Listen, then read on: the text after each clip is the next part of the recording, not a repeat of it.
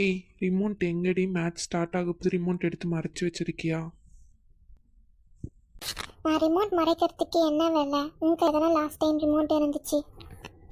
என் கையில் இப்போ ரிமோட் இருந்துச்சுன்னா கிரிக்கெட் மேட்ச் ஓடிட்டு இருக்கும், சீரியல் இல்லை.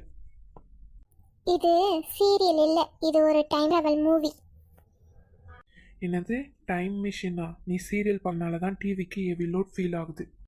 அட, சீரியலில் க்ரையிங் சீன் என்டர்டெயின் பண்ணுது. மேட்ச்சில் உன் டீம் லாஸ் ஆனால் நீயே க்ரையிங் சீன் தான்.